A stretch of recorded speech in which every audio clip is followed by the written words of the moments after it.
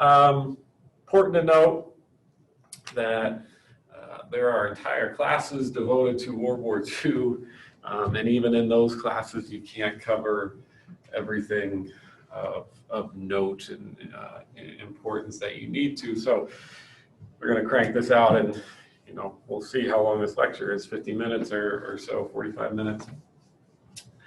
Can't cover it all, right? Can't cover it all, but want to give you an overview, want to focus on sort of United States involvement for the purposes of our American history class.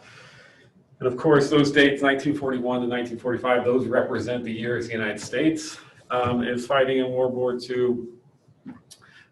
War itself, traditionally, the beginning, we mark that with September 1st, 1939, with the German invasion of Poland. So we're going to look at the start. We're going to look at how the United States gets involved. We'll look at the war in the Pacific. We'll look at the war in Europe. And then the United States use of the atomic bomb, some stuff that's happening on the home front. I've got several different video clips that I want to share with you guys. So that's the plan. So if we look at the 1930s, there are ominous developments, concerning developments in both Asia and Europe throughout the 1930s, and Japan and Germany acting aggressively in those two areas of the world. So, and by the mid-1930s, clear that sort of international rules of law are beginning to fall apart. In 1931, Japan, seeking to expand its power, its military reach, will invade Manchuria, which was a province, a northern province in China. 6 years later, move further and further into China. When the Japanese overrun the city of Nanjing, they kill an estimated 300,000 Chinese prisoners of war and civilians. So this is concerning to the world. This is concerning to the United States.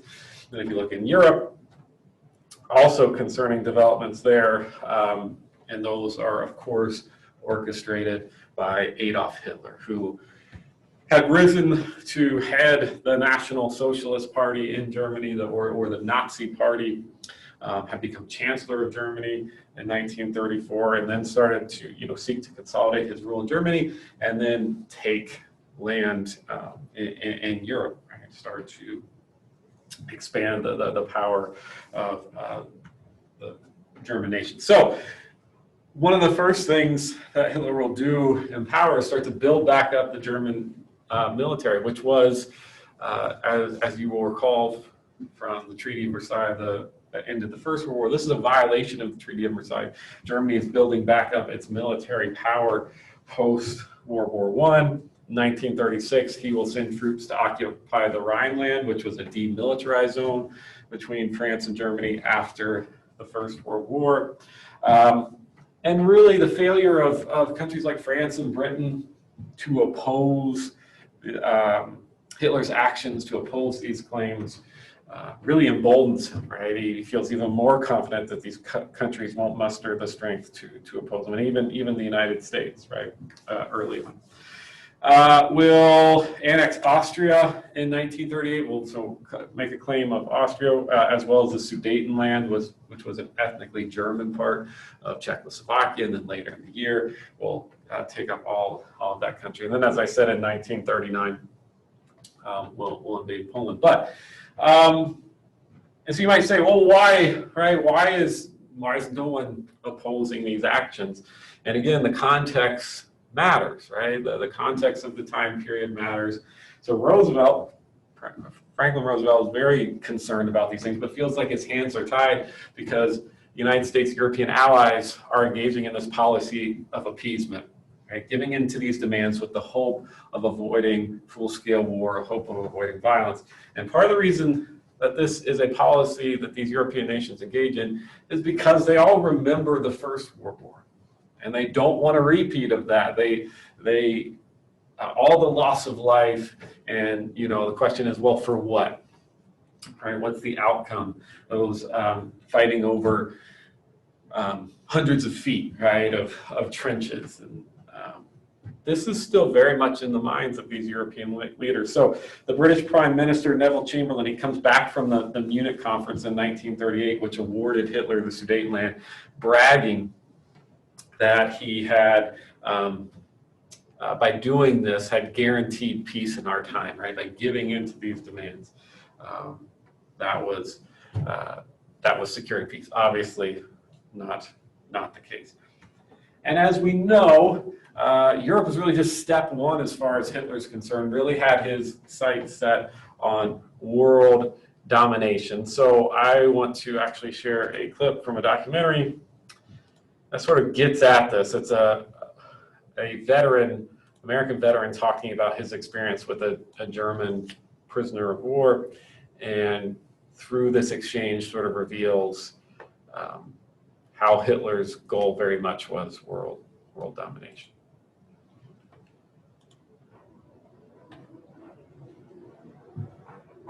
In the process of this battle, we took about 18 or 19 German prisoners. A young man, approximately 24 years of age, turned to me and in a voice completely accent-free, he said, "Where are you from?" I said, "I'm from the United States." "Where in the United States?" "The Northeast," I said. "Where Northeast?" I said, "I'm from Connecticut." "Where in Connecticut?" He was persisting. I said, "Yes, I'm from Waterbury, Connecticut." "Ah, yes," he said, "Waterbury, at the junction of the Naugatuck and Mad Rivers."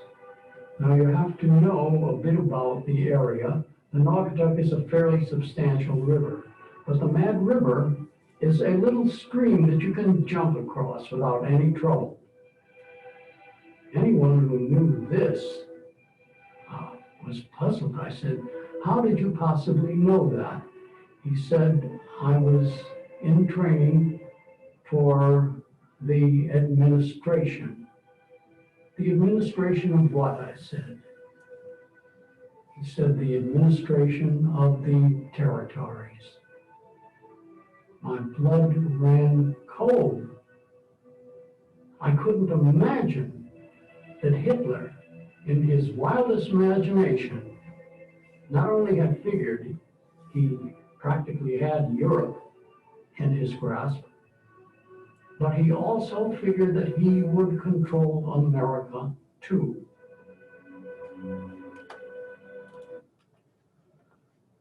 So those are the stakes, right, in World War II. I want to see if I can find this. I forgot to bring my physical copy of Yertle the Turtle. See if I can find it quickly online for you. Oh, that's not good enough. That doesn't have the images. Okay, well, I'll have to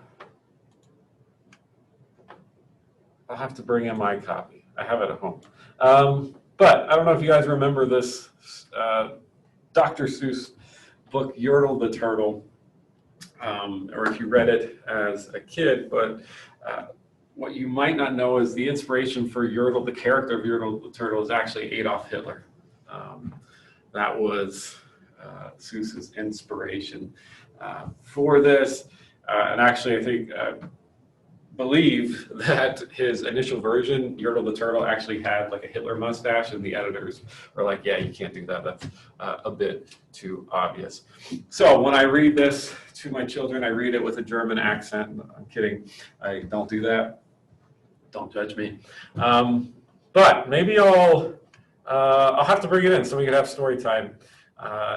If you read the book, you get the sense that it is very much story of someone whose power is not enough, right? The character of Yertle the Turtle just wants more and more, right? Wants to be higher and higher. and rule more and more.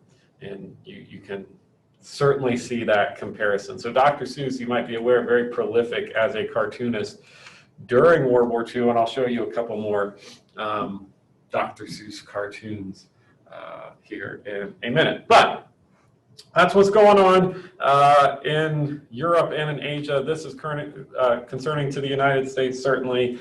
And the United States will start to take more and more steps to get involved, but not directly. And part of the reason is FDR is going to run for an unprecedented third term for President of the United States. Felt the international situation was too chaotic. The situation at home was still too fragile in terms of economic recovery.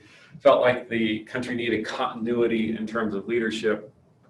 So he's going to run for a third term, and he wants to get involved. He refers to Hitler as a mad gangster, views him as a mad gangster that needs to be reined in and controlled. But felt like his hands are tied, not only because of the policy of appeasement. Obviously, that will change right after 1939. Appeasement's out the window, and now we're at war.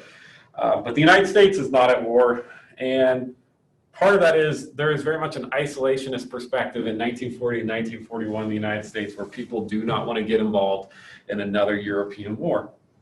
Here's what FDR wrote to a friend, a newspaper editor. He said, "What worries me especially is that public opinion over here is patting itself on the back every morning and thanking God for the Atlantic Ocean and the Pacific Ocean." This idea, well, that's happening over there. We don't need to get involved in another one of these.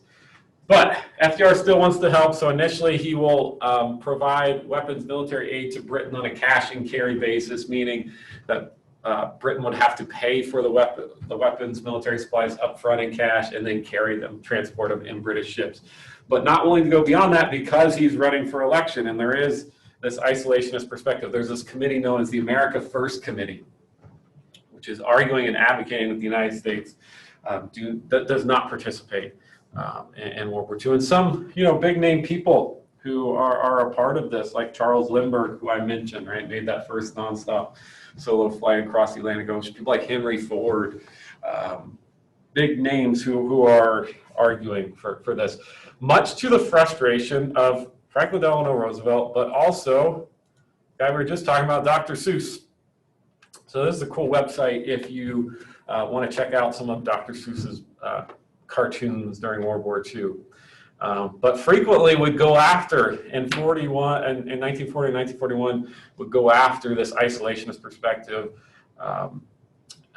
America First, to criticize it. And so here's one that is pretty famous these days. You maybe have seen this before.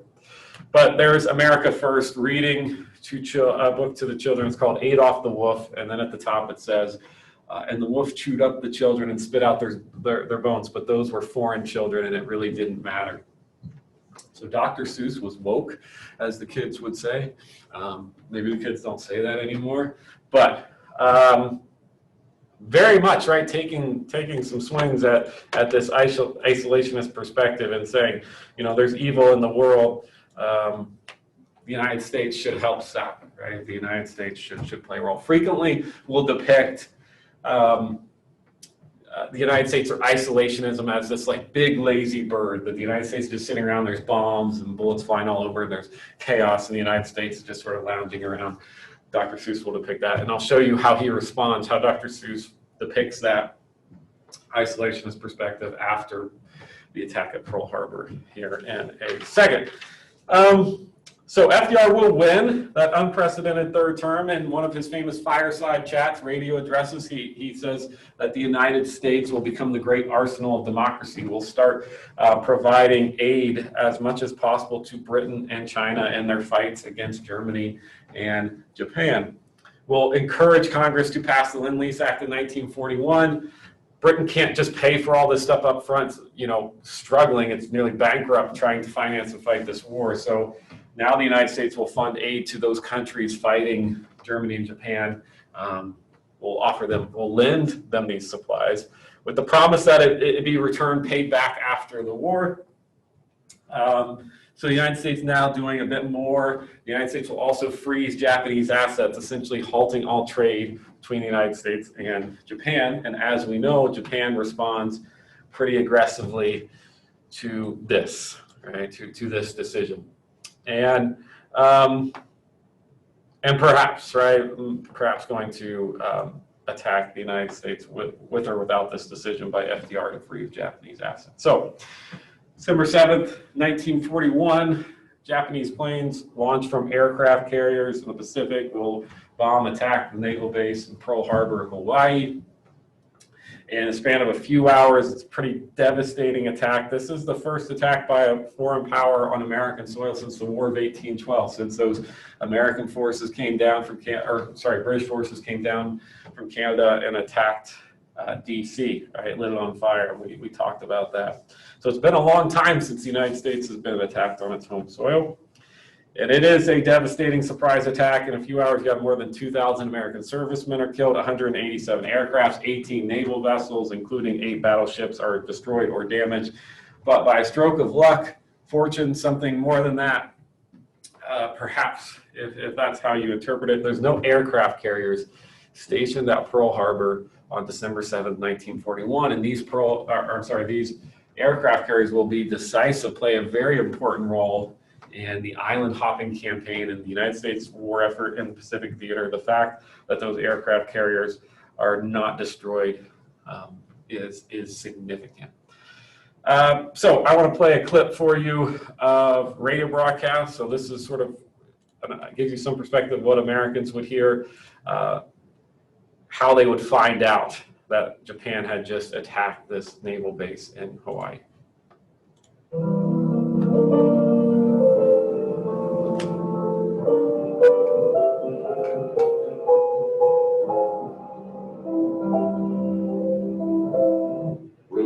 This program to bring you a special news bulletin. The Japanese have attacked Pearl Harbor, Hawaii by air. President Roosevelt has just announced. The attack also was made on all naval and military activities on the principal island of Oahu. We take you now to Washington. The details are not available. They will be in a few minutes. The White House is now giving out a statement.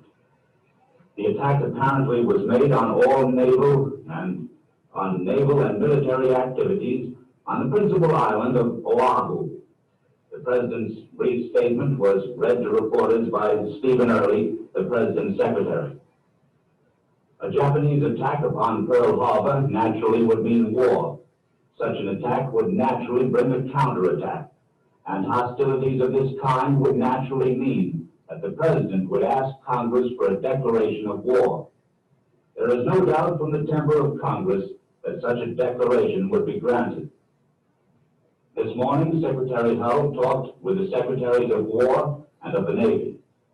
Now the 2 special Japanese envoys, Admiral Nomura and Special Envoy Caruso, are at the State Department engaged in conference with Secretary of State Hull. Okay, just to give you a little perspective there.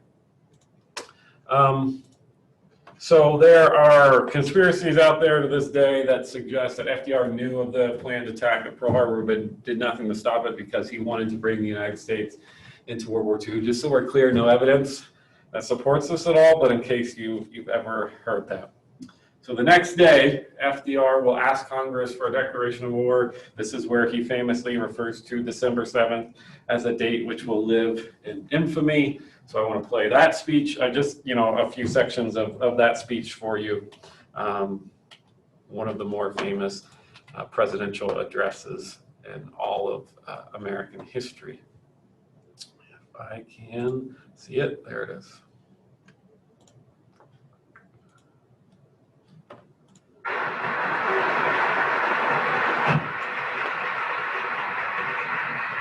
Senators and representatives, I have the distinguished honor of presenting the President of the United States.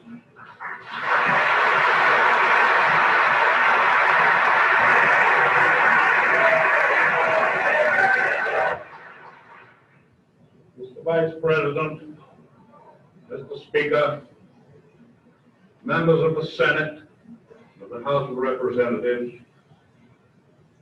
yesterday, December 7th, 1941,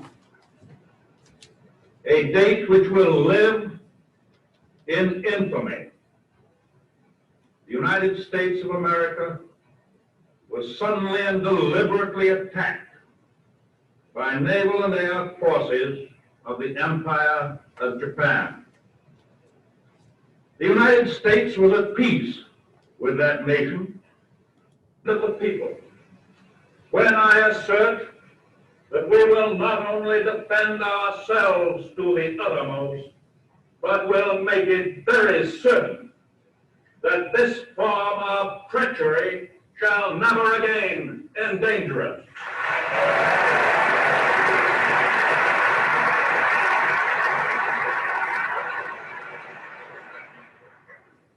Hostilities exist. There is no blinking at the fact that our people, our territory, and our interests are in grave danger. With confidence in our armed forces, with the unbounding determination of our people, we will gain the inevitable triumph, so help us God.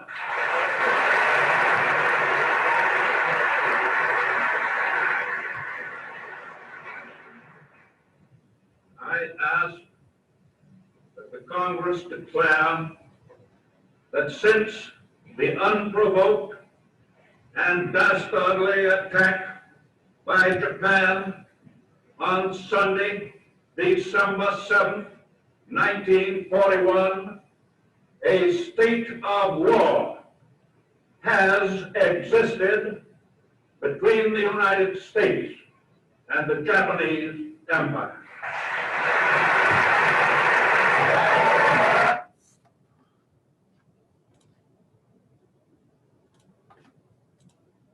Okay, so the combined vote in Congress in favor of declaring war was 388 in favor of the United States entering into World War II, one against. The one dissenting vote was Jeanette Rankin of Montana, was a pacifist, had also voted against the United States getting involved in the First World War, right? Voted against that as well. But obviously passes. So now the United States has declared war on Japan. The next day, Germany declared war on the United States. Japan and Germany have an alliance dating to the 1930s. So now the United States is fully involved, right? Has joined this largest war in human history, and will fight on in these two theaters. So again, can't go into it, don't have time to go into a ton of detail about the United States in each theater, but just want to highlight what's going on sort of in the Pacific theater against Japan and the European theater against Nazi Germany. So really, you maybe have heard this before, sometimes World War II is referred to as a gross national product war, meaning whichever side was able to outproduce the other was going to be the one that wins. And so sometimes we'll look back at World War II and say, well, of course the United States prevails, right? And of course, with its industrial might, no other country or alliance in the world could compete with that. But if you look at, especially the first few months, early history of the war in the Pacific Theater for the United States, it does not go well. Does not go well. You have Japan that's conquering a lot of territory, already occupying French Indochina. Early 1942 conquers Burma and Siam, so present-day Myanmar and Thailand. Will take control of the Dutch East Indies, so in Indonesia. Extensive oil fields there, which would be important for literally fueling their military campaigns. Occupied Guam, the Philippines, other Pacific islands. At Bataan in the Philippines, the Japanese will force the surrender of 78,000 American and Filipino troops. So, to largest surrender in American military history, forcing that surrender. And you maybe have heard of the Bataan Death March. After the surrender, thousands of soldiers will die on that ensuing march to their camp. And then, thousands more die of disease and starvation once they are in that POW camp. So not great for the United States, but it starts to change sort of summer, spring of 1942. A couple key moments. So the Battle of Coral Sea and Battle of Midway Island are important. So at the Battle of Coral Sea, May 1942, the United States is able to turn back a Japanese naval fleet that was intent on invading Australia. Battle of Midway Island in June 1942. The United States is able to inflict devastating losses on the Japanese Navy, get a foothold in the Pacific theater, allows the United States to then begin engaging in its island hopping strategy of sort of going from small island to small island, making their way closer and closer to mainland Japan with, occupying each of these individual islands. And fighting on these islands, notoriously difficult, famously difficult, in part because Japanese soldiers are taught to fight to the very last man. They're taught never to surrender. Surrender is dishonorable. So it's literally going into these islands and rooting out and fighting every last Japanese soldier. So very high casualty numbers in these battles. And you know, the fighting on these islands becomes so famous that you hear these names now and most Americans would recognize them. So Okinawa, Iwo Jima, Solomon Islands, Guadalcanal, Honolulu. You've at least heard of some of those, I'm guessing, and the reason most of us can recognize those names is because of what happens in 42 through 45, 1942 and 45, and the battles that took place there. Okay, so struggle early on, but momentum, although it's slow going, the United States has sort of turns a corner in the middle of 1942. War in Europe, the United States will fight a little bit in some of the early campaigns in the European theater, but most of the focus for the United States, 42 and 43, is in the Pacific. Obviously not surprising, Japan is the one who attacked the United States. Major American involvement doesn't start for the United States until the D-Day invasion, June 6, 1944, with the goal of liberating France from Nazi occupation. So this is an invasion into Normandy, France, and landings on these beaches in Normandy, France, overseen by General Dwight D. Eisenhower, leader of this operation. More than 200,000 American, British, Canadian soldiers will land on the beaches of Normandy, France. Over the next few weeks, you have more than 1 million troops that will follow them ashore. It makes this the most massive amphibious operation in military history. Largest sea-land operation in world military history. Intense fighting, but the Germans will retreat east and eventually in August of 44. By August of 44, Paris is liberated. So this is a big moment in the fighting in the European theater. A couple of your documents are soldiers looking back, oral history interviews, talking about what it was like for them to be a part of the D-Day invasion. You know, some of the sections of the beach, so they're different names, Omaha Beach, very high casualty numbers for those who are on these landing crafts, and those doors will swing open, and you have German machine guns that are waiting for those doors to open in the first several rows. It's like 100% casualty rate there. So interesting to read their words and how they remember, looking way back decades of what they remember about that experience. However, something to keep in mind with fighting in the European theater, a lot of people would argue some of the most important, if not the most important fighting, actually took place in the Eastern Front, which was the Soviet Union fighting against Nazi Germany. So we don't talk about as much in this country, because the United States is not involved, but this is a devastating loss that happens, right? The siege of Stalingrad, Germans will go deep into Russia. Turns out to be a mistake. Difficult winter conditions, will be surrounded. The German army that fights this siege who engages in this war over Stalingrad will be forced to surrender. So incredibly high casualty numbers. It's a crippling loss for the Germans. This fighting takes place between August of 42, January of 43. That's a major turning point, the German surrender in January of 1943. But Just to give you a sense of how intense this fighting is in the Eastern Front between the Germany and the Soviet Union, there's estimated 13.6 million German casualties in World War II. Of those 13.6, 10 million came from fighting on the Russian front, right? Fighting the Soviet Union. So you can see sort of both sides how they're it's moving in a positive direction for the Allied forces. You have the United States taking France and starting to push in towards Berlin, the Soviet Union controlling that Eastern Front and pushing west, and both descending towards Berlin. So momentum is starting to move in the direction that the United States had hoped as we move forward in 43, 44. Important to note this, that we talk about military casualties. That's just a small portion. There's millions and millions of civilian casualties for various reasons, most famously as a result of the Holocaust. Hitler's campaign, what he called his final solution, extermination of undesirable people as far as he defined it. Various, right? Gypsies, homosexuals, those with a disability, and above all, Jews. So by 1945, 6 million Jewish men, women, and children had died in Nazi death camps and Nazi concentration camps. And this is such an important legacy of World War II. And obviously, we see the stakes of the outcome of this even more. Had Nazi Germany prevailed, we think about how many more millions of lives would have been taken to further this vision that Hitler had.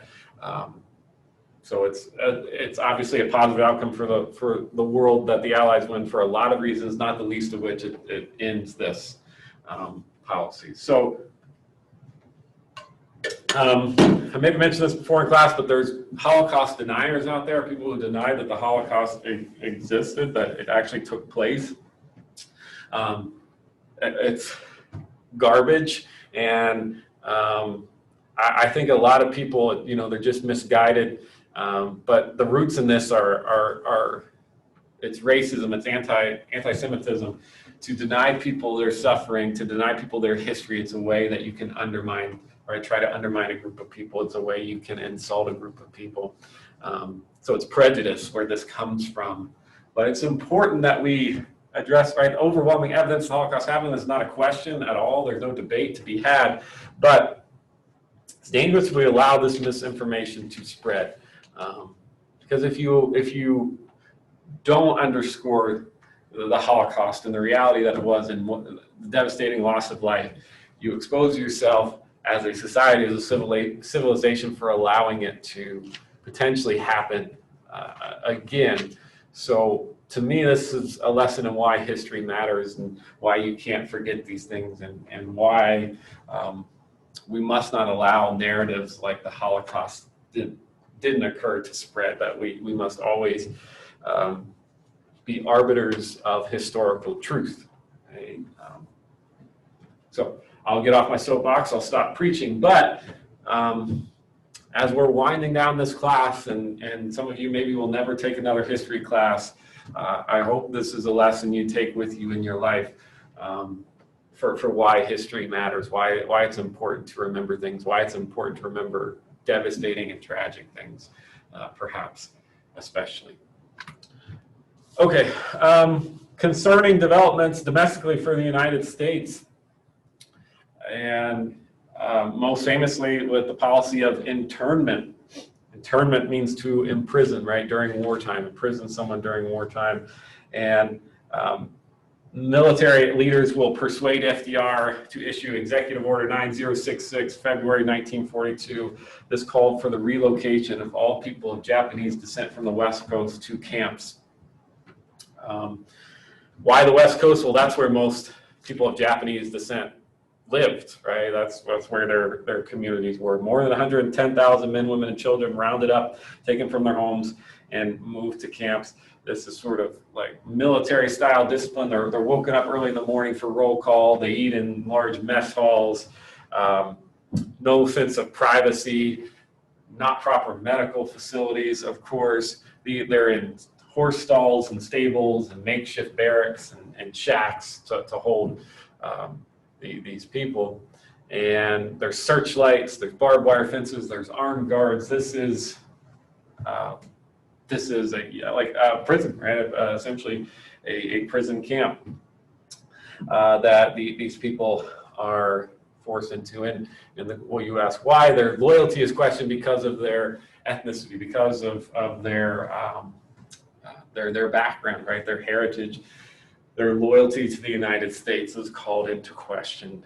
And this is clearly an unfortunate reality domestically for the United States in World War II. And another powerful lesson that we can look at. So I actually want to play a clip for you of George Takei, who, most famous for being on Star Trek. He's now very popular on social media these days. But as a child lived in one of these camps, and this is him talking about his experience for his family and what he remembered of that life in an internment camp.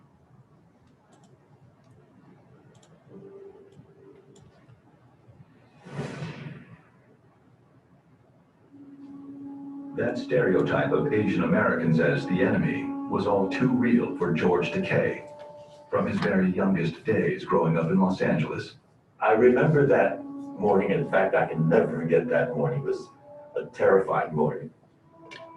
I was in the living room looking out the front window, and I saw two soldiers come marching up our driveway. And I saw at the end of their rifles shiny bayonets. They stomped up to our front door, our two-bedroom home on Garnet Street in Los Angeles, and banged on the front door. It was terrifying. My father answered, and we were ordered out of our home. George Takei's family had committed no crime. Along with thousands of other law-abiding Japanese Americans, they were taken from their home in California in 1942 and forced to relocate to an internment camp. The reason was this. On December 7, 1941, Japan bombed the U.S. Navy base at Pearl Harbor. Overnight, America was at war with Japan, and the U.S. government became suspicious of anyone of Japanese heritage. As a group, these U.S. citizens were labeled by their government as enemy non-aliens. What's a non-alien? That's a citizen. They couldn't even call us citizens then. We were enemy non-aliens. Why? Because of this. We were taken to the horse stables. And thinking back now, I can't imagine how degrading and humiliating it must have been for my parents to take their three children, one a baby, from a two-bedroom home and told to sleep in that narrow, smelly horse stall. I remember the barbed wire fences and the sentry tower, the searchlight that followed me when I made the night runs from our barrack to the latrine. It was a racist act, pure and simple, and it was an unconstitutional act. I mean, you can't imprison people for their race. That's what we were imprisoned for.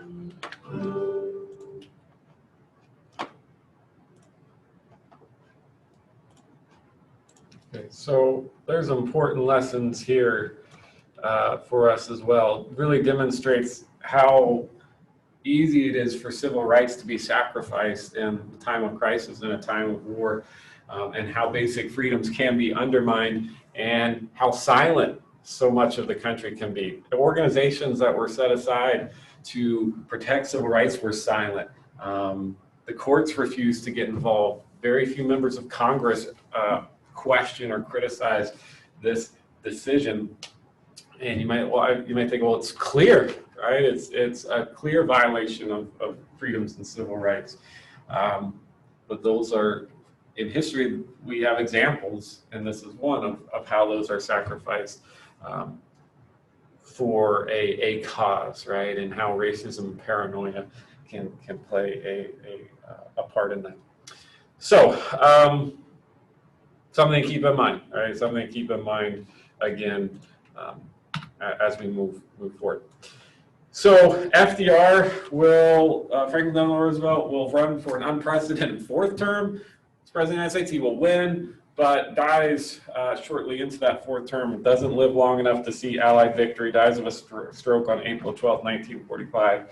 So to his successor, Harry S. Truman, falls one of the more momentous decisions to ever confront an American president, whether or not to use the atomic bomb. Truman, as vice president, didn't even know the United States had a nuclear weapon, was not aware. When he becomes president, the Secretary of War informed him that the United States had developed, quote, the most terrible weapon ever known in human history. Bomb is a practical realization of Albert Einstein's theory of relativity. So E equals mc squared, energy equals mass times speed of light squared. So something with a small amount of mass under the right circumstances can release a tremendous amount of energy. And in the case of an atomic bomb, and through nuclear fusion or nuclear fission, so either splitting or combining of atoms, you can release that energy. If you want a more scientific explanation of the atomic bomb, you'll have to go to your physics professors. That's as much as I have. That like hurt my brain trying to do that just now. So you're welcome. I've sacrificed for all of you in the name of education. Actually, in 1939, Albert Einstein wrote to FDR, Einstein had fled from Nazi Germany, and wrote President of the United States saying, hey, Nazi scientists are working on developing an atomic bomb, a nuclear weapon. You should do the same. FDR will listen and authorize this with the Manhattan Project in 1945, authorizes this top secret project in which American scientists were working on developing this atomic bomb during World War II. Successfully test this in July in New Mexico, July of 1945. So now the United States has this technology that no one else has. Einstein will actually go to his grave regretting any role that he played in sort of starting, right, in starting the dawn of the atomic age or the nuclear age. So Truman really doesn't hesitate. He makes the decision to actually use this technology. Then after they test in July, the next month, Truman will go ahead and approve, right? August 6, 1945, an American plane will drop an atomic bomb over Hiroshima, Japan, detonates over Hiroshima. The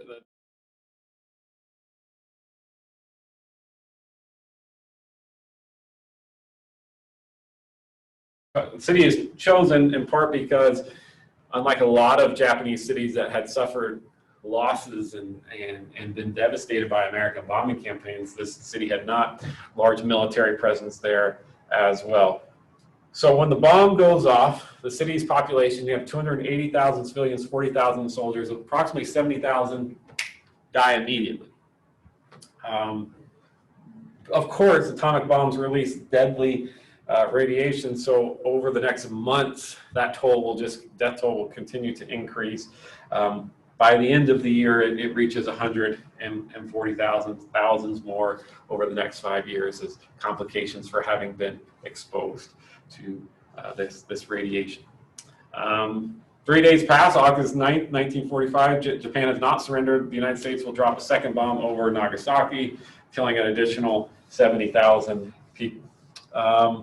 Within the week, right, so on that same day, the Soviet Union declared war on Japan, and within the week, Japan will surrender. So the United States the Allied forces achieved victory over Nazi Germany in May of 1945, and so the attention for all the Allied forces, including the Soviet Union, was on Japan. Excuse me. And so, with that, now Japan is faced with the possibilities of fighting war against the United States and the Soviet Union, and now with these two atomic bombs that have been dropped on Japan, they make the decision to surrender. As you might know, as you might imagine, the decision by Truman to drop the atomic bomb is still incredibly controversial and debated as to the merits of it. You have people who argue that Japan was close to surrendering and unnecessary to engage in that action. You have people who argue, well, Japan is, as a culture, their soldiers are taught never to surrender, so this war would drag on. And then think about how intensely they were fighting over these tiny islands, Pacific, a mainland invasion of Japan, actually invading the islands of Japan, what that would entail, what the potential American casualties would be. Truman was advised that it could potentially cost 250,000 American lives if you're going to try to invade Japan. So this debate continues, I would say, and maybe we can have that conversation of how you feel about Truman's decision. You're reading, one of your primary sources is his announcement to the American people of his decision, right? Him talking about this moment, and it's sort of interesting the angles that he takes as he talks about. So I'd like to talk more about his perspective in that document, but also how you guys maybe feel and view this decision by Truman to use the atomic bomb. But end of effectively ends World War II. The Allied forces have prevailed, but now with this atomic bomb, there's a lot of questions, right? That this nuclear age has begun in world history, and who will have access to the bomb and who gets to make that decision. And then the Soviet Union will successfully get their own nuclear weapon in 1949. And then these two countries, the United States and Soviet Union, emerge as the two world powers, and they have different ideologies. They're going to compete.